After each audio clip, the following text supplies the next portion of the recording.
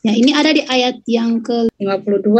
Ketika hamba Abraham itu mendengar perkataan mereka, sujudlah ia sampai ke tanah menyembah Tuhan. Kata mereka, baiklah kita panggil anak gadis itu dan menanyakan kepadanya sendiri. Lalu mereka memanggil Ribka dan berkata kepadanya, maukah engkau pergi beserta orang ini? Jawabnya mau. Maka Ribka saudara mereka itu dan inang pengasuhnya beserta hamba Abraham dan orang-orang dibiarkan mereka pergi. Dan mereka memberkati Ribka, kata mereka kepadanya, saudara kami, moga-moga engkau menjadi beribu-ribu lata dan moga-moga keturunanmu menduduki kota-kota musuhnya. Ya, sini ceritakan bahwasanya Laban dan Betuel ini, mereka percaya bahwasanya Ishak ini untuk Ribka. Makanya mereka dengan kepercayaan itu langsung dijodohkan. Ini bisa dalam dua konteks. Jodoh ada di tangan Tuhan maupun di tangan orang tua, ataupun di tangan pasangan itu sendiri. Pertanyaannya, apakah jodoh di tangan Tuhan? Apakah jodoh di tangan manusia? Atau apakah jodoh di tangan keduanya? Alkitab akan menjawab ini. Beberapa ayat Alkitab tentang mencari jodoh bisa menjawab pertanyaan yang tadi. Ayat 12-14, lalu berkatalah ia, Tuhan Allahku Abraham, buatlah kiranya tercapai tujuanku pada hari ini. Tunjukkanlah kasih setiamu kepada Tuanku Abraham. Di sini aku berdiri di dekat mata air, dan anak-anak perempuan penduduk kota ini datang keluar untuk menimba air. Kiranya terjadilah begini, anak gadis, kepada siapa aku berkata, tolong miringkan buyungmu itu, supaya aku minum, dan yang menjawab, minumlah, dan unta-untamu juga akan kuberi minum, dialah kiranya yang kau tentukan bagi hambamu Ishak, maka dengan begitu akan ku ketahui bahwa engkau telah menunjukkan kasih setiamu kepada tuanku itu. Yakobus 4, ayat 2b-3. Kamu tidak memperoleh apa-apa, karena kamu tidak berdoa. Atau kamu berdoa juga, tetapi kamu tidak menerima apa-apa, karena kamu salah berdoa, sebab yang kamu minta itu hendak kamu habiskan untuk memuaskan hawa nafsumu. Ayat ini mengarah kepada pribadi yang sedang mencari pasangan hidup. Jadi teman-teman yang belum punya jodoh nih, saya juga sebenarnya termasuk dalam kategori tersebut. Langkah pertama harus berdoa. Tipikal-tipikal yang cocok. Contoh, saya ingin punya pacar seperti Suga BTS. Boleh. Bukan Suga yang didapat, tapi tipikal kayak jiwa Tuhan kasih. Matius 7, ayat 7. Mintalah, maka akan diberikan kepadamu. Carilah, maka kamu akan mendapat. Ketoklah, maka pintu akan dibukakan bagimu. Kamu minta sama Tuhan, pasangan seperti apa yang cocok buat kamu. Cicilan jodoh itu Tuhan umpamakan seperti kamu masuk ke sebuah toko dan kamu lihat semua barang banyak yang disodorkan ke kamu. Kamu pilih yang mana? Matius 6, ayat 33. Tetapi carilah dahulu kerajaan Allah dan kebenarannya, maka semuanya itu akan ditambahkan kepadamu. Kadang-kadang orang berpikir, cari jodoh. Enggak, saya mau tanamkan bahwasanya cari Tuhan dulu. Jika kita cari Tuhan, maka peluang untuk mencari pasangan itu Tuhan bukakan. Dikala kita mengutamakan dulu Tuhan di atas segalanya.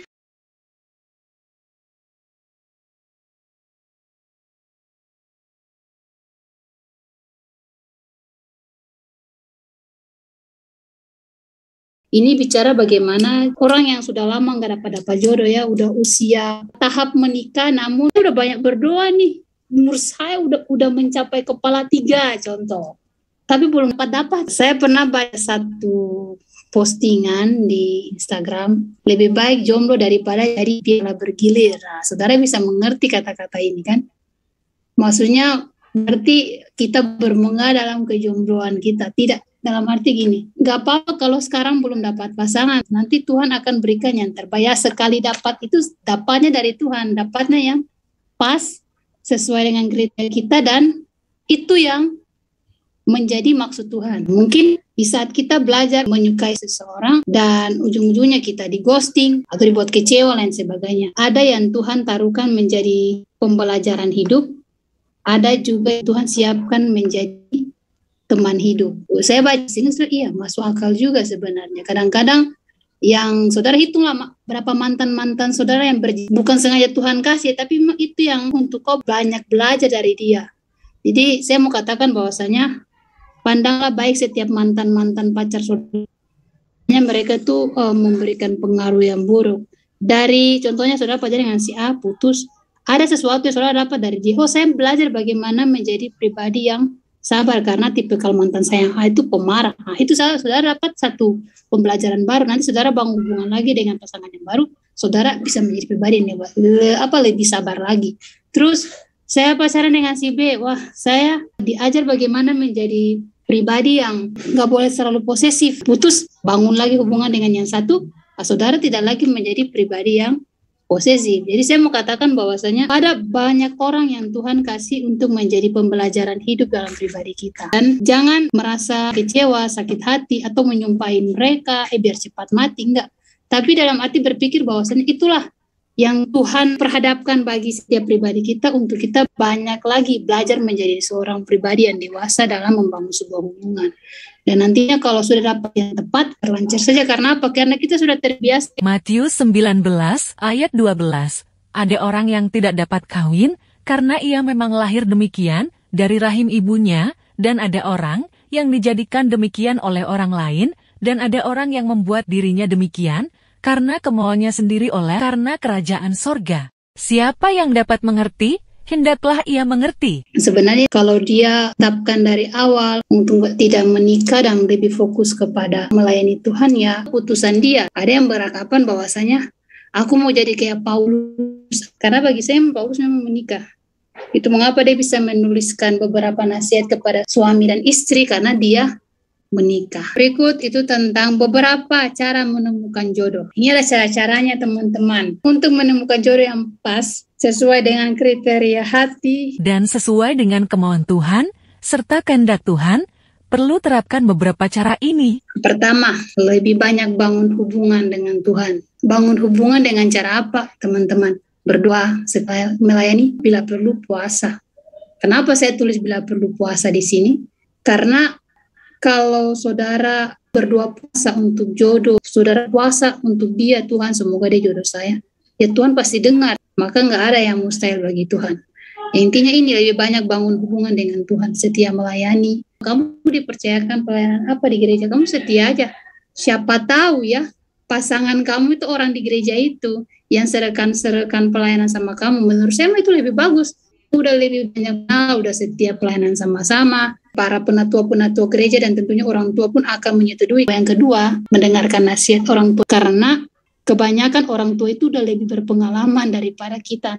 Apa salahnya kita mendengarkan nasihat orang tua yang membawa kita kepada yang lebih benar masalah pasangan hidup. Terus yang ketiga, cari cara teman, sahabat atau orang-orang terdekat dalam mencari jodoh serta menjaga sebuah hubungan. Saudara boleh membangun hubungan dengan Tuhan, boleh mendengarkan nasihat dari orang tua. Tapi ya, yang jomblo-jomblo belum pacaran, saudara lihat cara teman atau sahabat dari kita ini, cara mereka berpacaran tuh mencari jodoh seperti apa, mencari pasangan yang baik atau berpacaran dengan baik-baik. Yang kita pelajari, apalagi yang belum pernah pacaran mungkin bisa pelajari dari berpacaran yang baik itu seperti ini ya, minta diajarin ya, dan lain sebagainya. Kita sudah siap untuk menerima semua itu.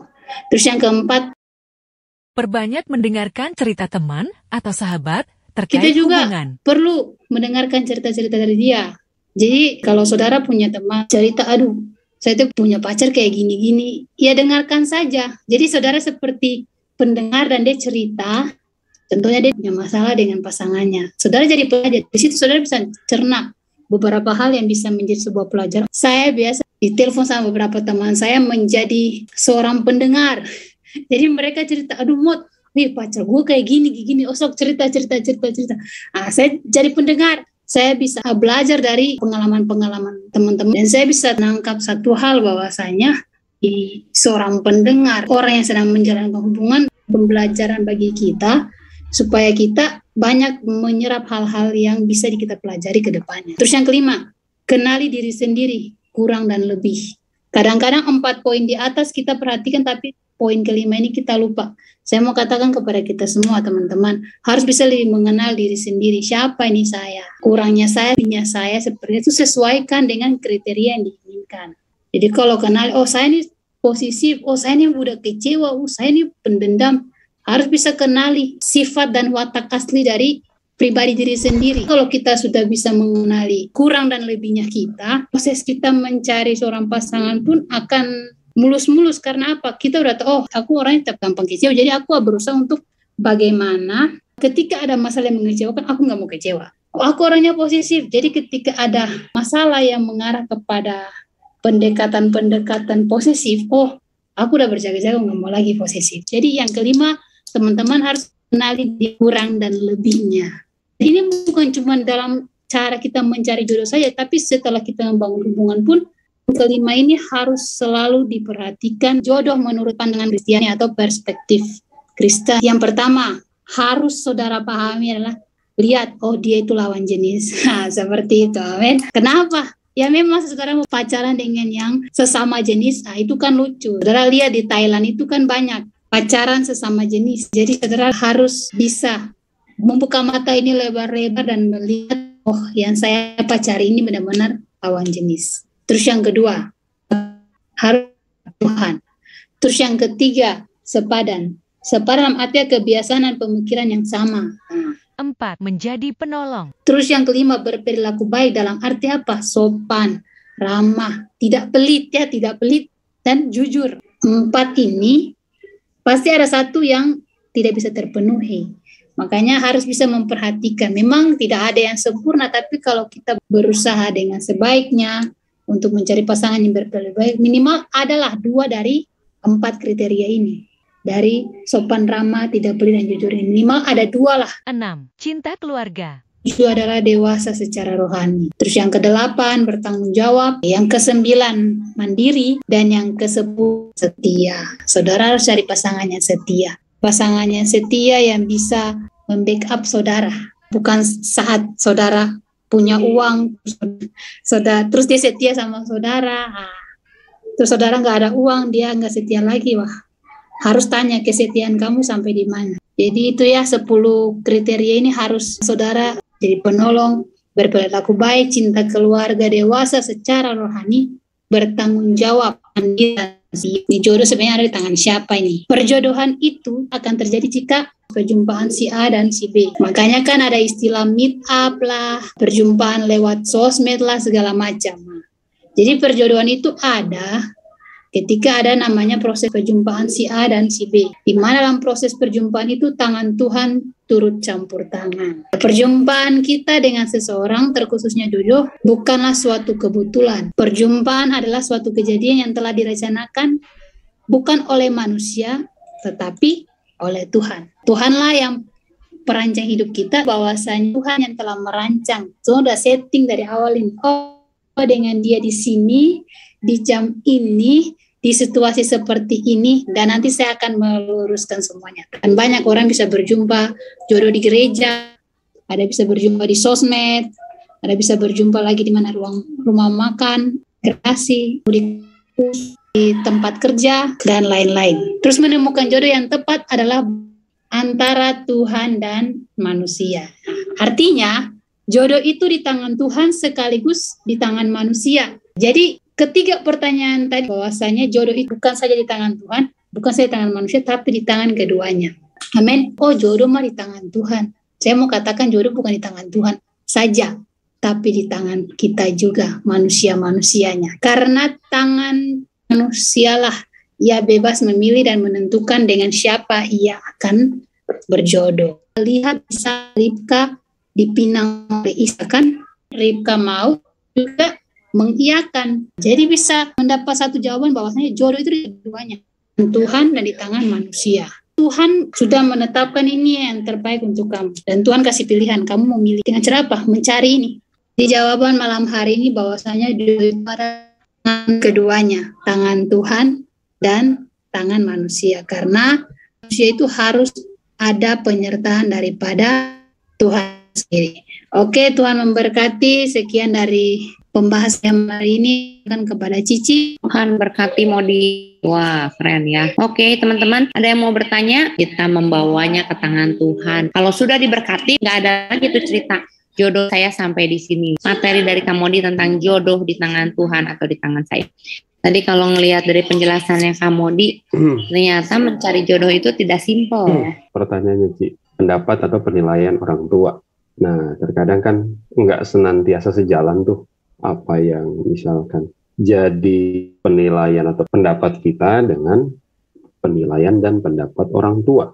Nah, apakah jodoh yang di tangan Tuhan dan di tangan kita itu harus selalu sesuai dengan penilaian dan pendapat orang tua?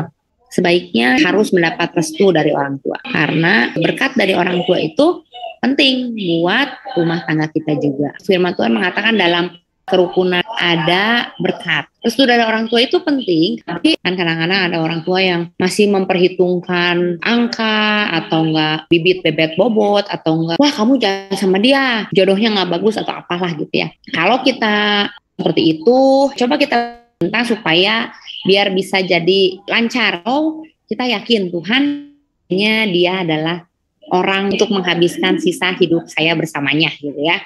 Nah, tapi kalau misalnya orang tua yang di dalam Tuhan, kita dengarkan seperti apa maksud dengannya, bagaimana, lalu yuk doa. Kalau saya lihat ayat-ayat, mintalah maka kamu akan diberikan, ya ketuklah maka pintu akan dibuka, carilah maka kamu akan mendapat. Artinya apa? Kalau kita ada apapun itu, bawa ke tangan Tuhan dan kita minta hikmat dari Tuhan supaya kita bisa menyelesaikannya. Jadi masalah jodoh itu juga sama, kita ke tangan Tuhan. Kalau ketika ada pertentangan antara kita dan orang tua, kadang kan kita ngelihatnya pakai hati ya, tapi pendapat orang tua itu perlu kita pertimbangkan. Kalau orang udah cinta kan, kalau kata dunia mah, orang yang susah dinasehati adalah orang yang sedang jatuh. Jadi kalau orang lagi jatuh cinta mah ya memang susah, mau dibilangin kekangannya jelek segini juga, nggak, dia lagi jatuh cinta. Jadi kalau misalnya kita gitu ya lagi jatuh cinta, terus tiba-tiba orang tua kita kok kayaknya nggak setuju gitu. Tuhan yang membuka mata dan hati kita, menunjukkan siapa nih sebenarnya pasangan kita, baik di mata orang tua kita atau di mata kita, sehingga dua-duanya bisa klop. Saya percayalah kalau misalnya memang dibawa dalam doa, Tuhan buka jalan. Belum tentu sesuai dengan apa yang kita mau, tapi yang saya tahu itu yang terbaik. Ada baiknya kita pertimbangkan lah pendapat mereka. Mereka berbicara tentang bibit bebet bobot lah, tentang adat istiadat lah, ya kita dengerin. Kita sebagai anak Tuhan dan sebagai orang timur juga ya perlu memperhatikan apa sih pendapat mereka. Karena di kita kan menikah itu bukan satu sama satu, tapi kita menikah itu satu keluarga dengan satu keluarga. Itu perlu kita pertimbangkan. Nah Bang Sam, ada lagi yang mau ditanyain?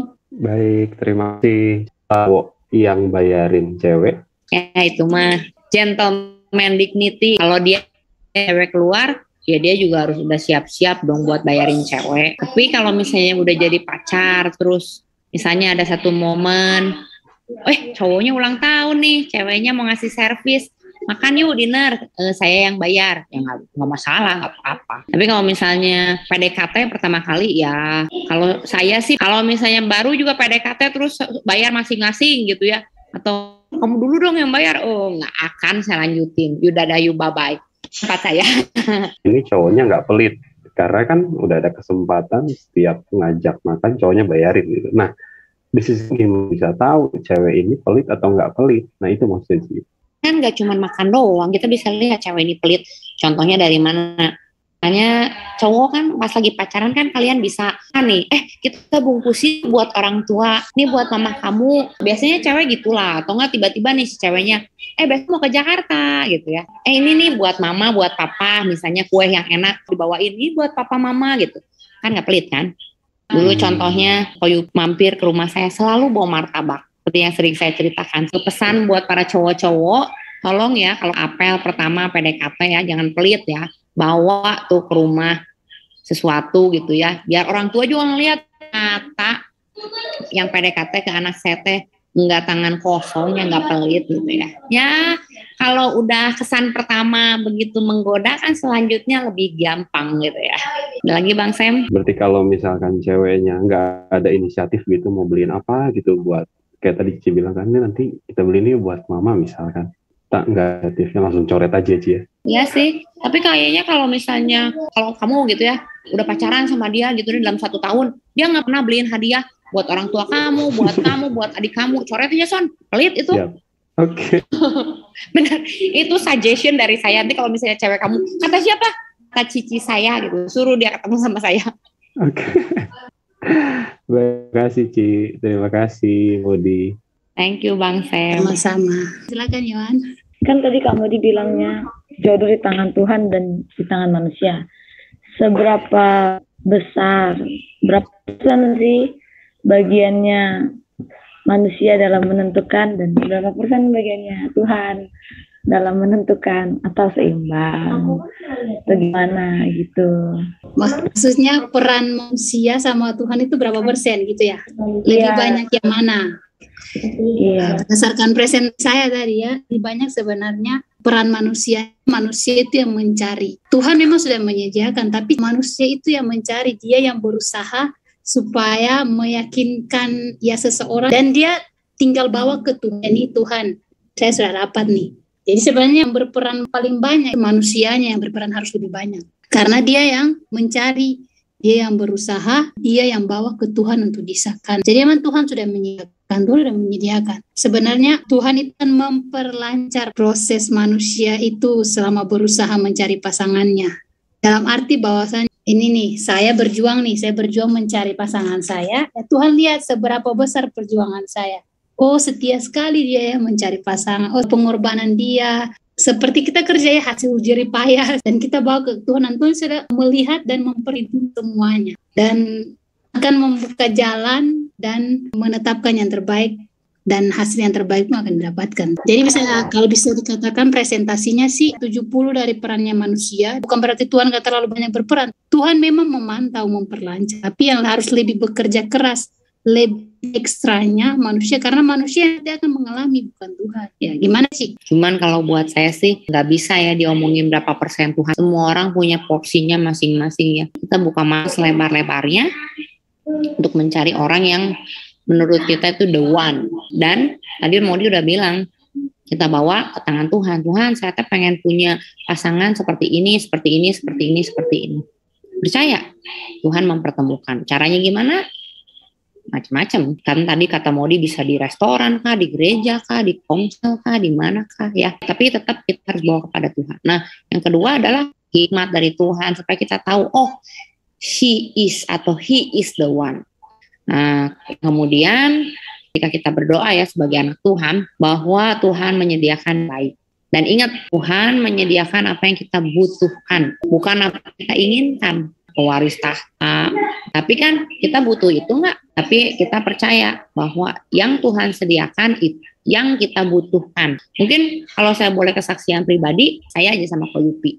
Kadang-kadang mungkin saya bukan cewek yang inginkan, Ko Yupi bukan cowok yang saya inginkan, tapi saya butuhkan sebagai pendamping hidup saya. Dan mungkin saya cewek yang dia butuhkan sebagai pendamping hidup dia. Jadi saling mengisi, saling menutupi kekurangan, kelebihan saya menutupi kekurangan dia. Disitulah terjadi kecocokan. Nah, kalau sesuai dengan porsi, Tuhan akan membuat kita, membuka mata kita, memberikan kita hikmat, melihat pasangan yang sebenarnya kita bukan. Amin. Yohana? Kan bicara tentang kekurangan, apalagi kan ini tentang jodoh juga. Pastinya setiap pasangan harus tahu kekurangannya masing-masing. Tapi dalam pacaran kan juga ada batasan-batasan tuh. Apa? Kalau kita pacaran harus tunjukin semua kekurangannya sampai kekurangan kita nih ya. Padahal tuh belum pasti batasnya kita bisa show kekurangan kita itu sama pasangan kita, atau menikah dulu baru kita bisa tahu batasan-batasan itu atau hal-hal yang seperti apa sih yang pada saat pacaran kita harus tahu, dan ketika nikah aja dia baru tahu, atau pas pacaran tahu aja dulu semua kekurangan padahal belum pasti. Intinya mah gini, ketika kita menjalin hubungan dengan seseorang, mulailah dari kata jujur. Sebelum kamu setia, kamu jujur dulu, inilah saya. Jadi ketika kamu memilih seseorang untuk menjadi oke, saya akan menentukan he is atau she is the one. Jujurlah kamu sama dia tentang siapa diri kamu, apa adanya.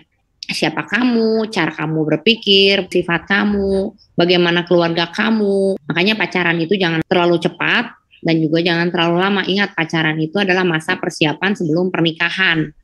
Ya, jadi jangan, udahlah saya mau menikah setelah 3 bulan atau setelah 6 bulan. Ya, enggak gitu juga. Tapi sampai kamu mengenal, baru kamu putuskan. Kamu minta hikmat dari Tuhan. Maksudnya, di dalam kamu masa berpacaran, coba untuk apa adanya. Jujurlah kepada calon pasangan kamu. Sampai sejauh mana kamu bisa terbuka, tampillah apa adanya. Nggak perlu ada yang ditutupin. nggak perlu bersifat jaim, nggak perlu bersifat manis, terus nggak perlu menutupi pemikiran-pemikiran kamu yang menurut kamu, saya punya pemikiran seperti ini, sampaikan ke dia, lihat pendapat hal yang harus kamu jaga. Alkitab juga disebutkan, jagalah norma-norma atau hubungan memang itu ada dalam porsi pacaran atau yang sudah masuk ke dalam porsi pernikahan. Sampai mana sih batasannya? Yang pasti kamu nggak boleh berhubungan badan sama dia. Hubungan intim itu ada dalam porsi menikah. Tapi kamu apa adanya sama dia. Jujur sama dia. Gitu. Gimana nih Ci? Saya mau jujur, tapi saya cari lagi yang lain Yohana. Jangan mau sama orang yang cuma menerima kamu estetik. Carilah orang yang menerima kamu otentik. Otentik itu apa ada, bukan ada apanya. Jadi jangan sampai saya tuh suka sama dia karena ada apanya. Tapi biarlah saya menjatuh cinta apa adanya. Oke? Tiba-tiba menikah, wah waktu pacaran kok baik banget ya, udah kawin kok kayak gini. Bayangin, kamu pacaran ketemu sehari berapa? Paling 2-3 jam, bener nggak? Orang pacaran kan nggak akan mungkin tuh marah-marahan, ngambek-ngambekan. Yang ditanya kan pasti, halo sayang, udah makan? Oh, sweet. Udah kawin? Nggak pernah ada yang nanya kayak gitu ya.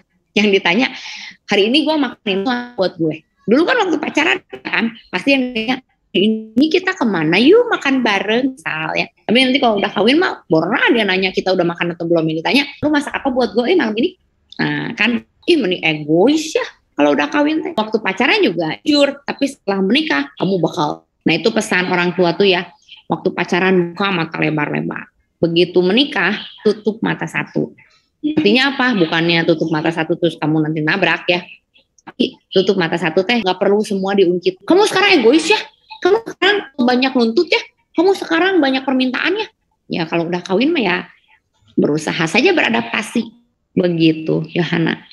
Nanti kalau misalnya kalian mau lebih jelas ya, Kak Yohana gitu ya, bimbingan pranikah, bawa pasangannya, nanti sama saya dibuka semua. Apa Kak Angel? Secara pikiran kita sekarang, melihat zaman sekarang, banyak sekali yang saya lihat orang-orang yang belum menikah di usianya 30 tahun, di usianya sampai 40 tahun.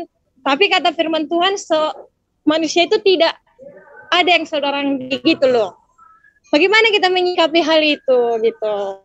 Karena kan tema ini tentang jodoh gitu, jodoh di tangan Tuhan. Kenapa tuh orang-orang zaman sekarang banyak kita lihat malah tidak menikah, sedangkan firman Tuhan katakan manusia itu tidak boleh seorang diri gitu loh. Oke Angel, thank you. Kamu mau jawab? Matius 19 ayat 12. Ada orang yang tidak dapat kawin karena ia memang lahir demikian dari rahim ibunya. Jadikan demikian oleh orang lain. Dan ada orang yang membuat dirinya demikian karena kemauannya sendiri oleh karena kerajaan surga. Siapa yang dapat mengerti, hendaklah ia mengerti. Kalau kita baca konteks dari ayat 10 ya, tentang kasus perceraian. Nah ayat 10, murid-murid itu berkata kepadanya, jika demikian halnya hubungan antara suami dan istri, lebih baik jangan kawin. Akan tetapi ia berkata kepada mereka, tidak semua orang dapat mengerti perkataan mereka yang dikaruniai saja. Ada orang yang tidak dapat kawin karena ia memang lahir demikian dari rahim ibunya. Ini banyak contoh kasus lah ya, entah dia katakan, entah dia sakit atau hal-hal yang lain lah ya. Ini kita bisa lihat ada beberapa orang tidak menikah sampai dia meninggal karena tidak bisa dikatakan normal. Ada orang lain, ini contohnya apa? Misalnya sakit hati, ditinggal pacar, macam-macam lah ya. Dia memilih untuk tidak menikah ya. Dan ada orang yang membuat dirinya sendiri karena kemauannya oleh karena kerajaan surga.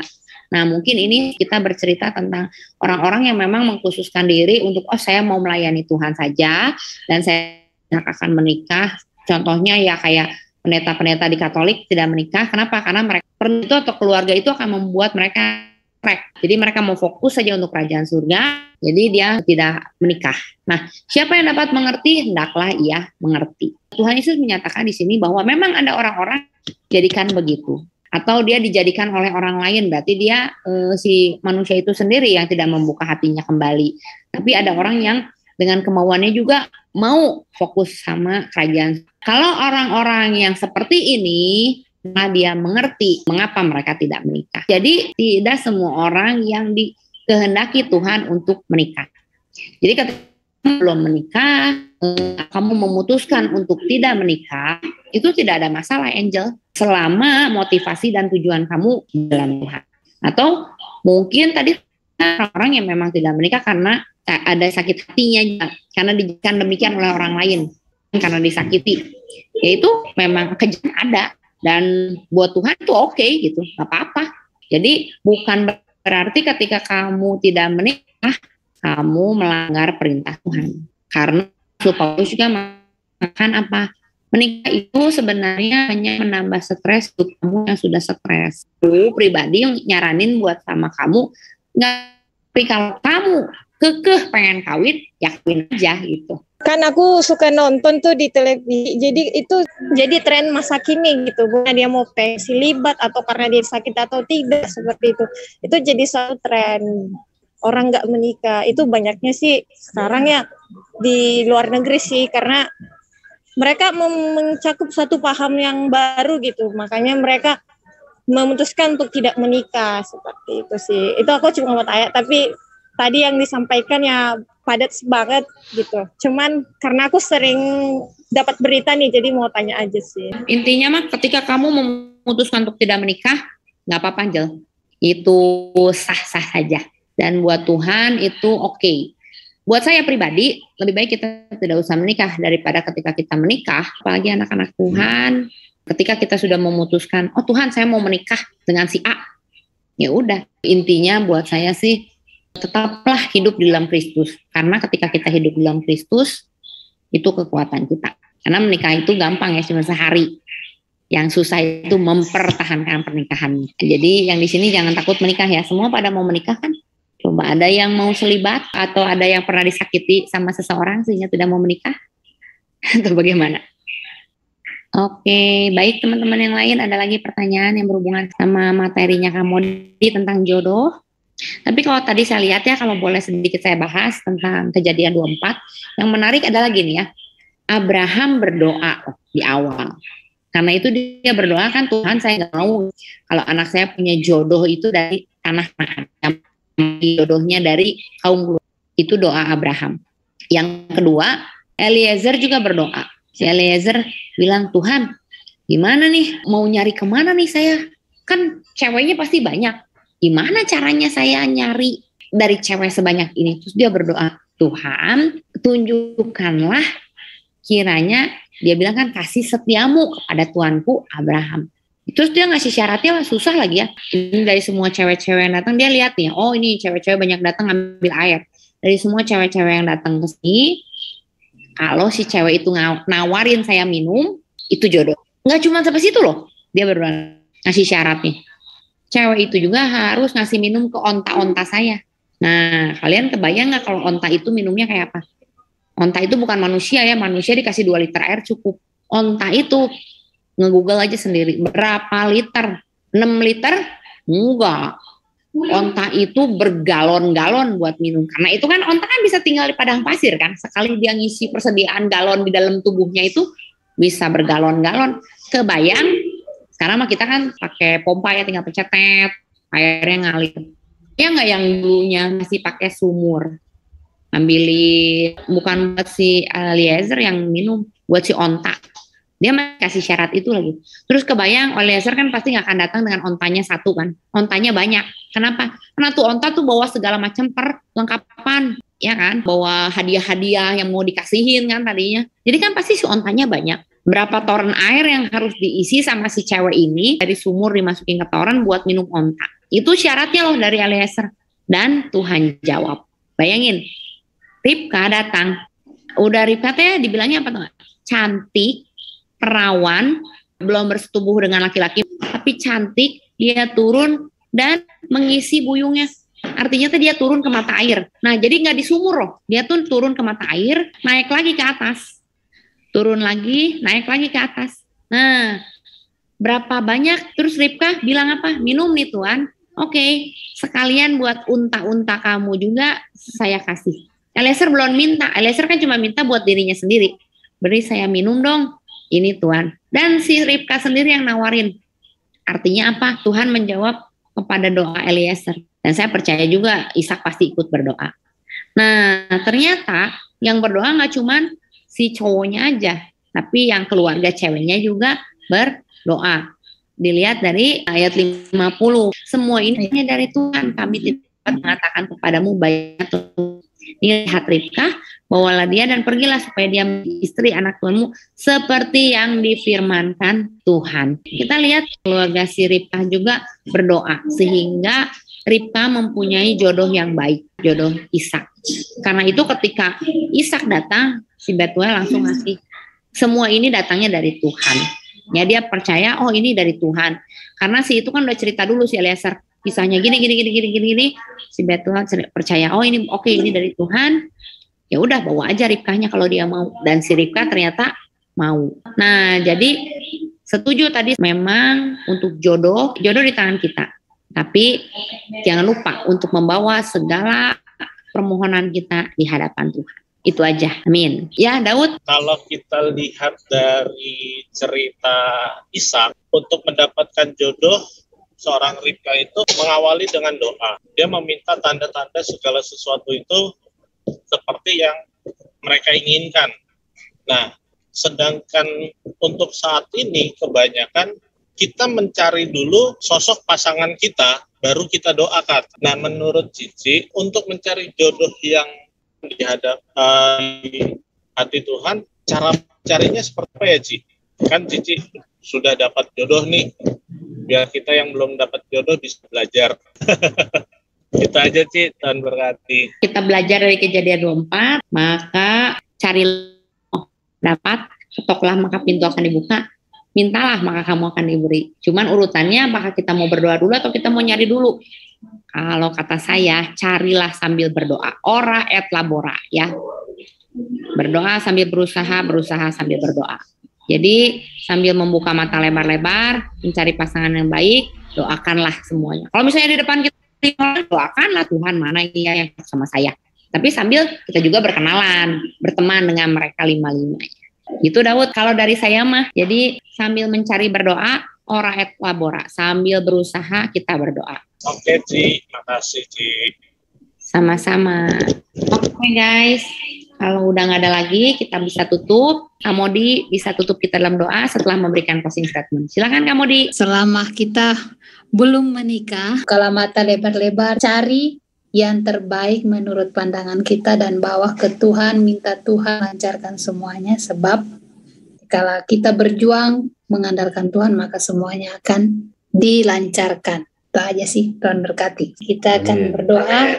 Kami bersyukur Tuhan untuk malam hari ini kami belajar satu tema yang cukup memberkati setiap kami, anak-anak Tuhan, dan kami percaya kami yang belum memiliki jodoh, bahkan ada yang sudah punya pasangan hidup, kami percaya Tuhan melancarkan yang terbaik untuk kami. Berdoa Maya untuk yang masih jomblo-jomblo Tuhan pertemukan dengan jodoh yang tepat, yang takut Tuhan, yang intinya lawan jenis Tuhan, yang baik, yang setia sama Tuhan maupun setia terhadap pasangan. Berdoa juga yang sudah punya pacar, Tuhan berkati sehingga hubungan pacarnya tetap dalam koridor Tuhan. Bahkan berdoa yang sudah punya pasangan hidup, biarlah tetap habis. Kalau gantilah kelas pendalaman Alkitab ini Tuhan, kiranya semakin hari semakin memikat banyak orang untuk bisa terus belajar kebenaran firman Tuhan bersama-sama.